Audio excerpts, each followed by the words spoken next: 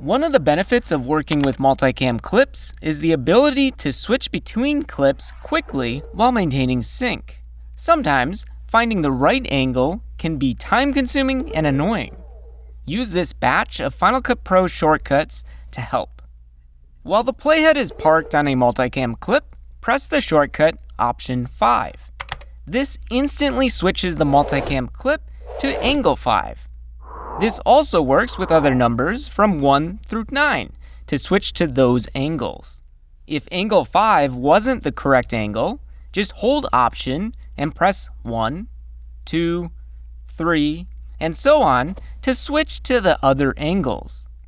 Like other multicam features, using Option with a number will switch the multicam clip while skimming or playing back a project, allowing you to watch a project in real time and make modifications. Ready for more Multicam and Final Cut Pro? Check out anawesomeguide.com. We'll see you there.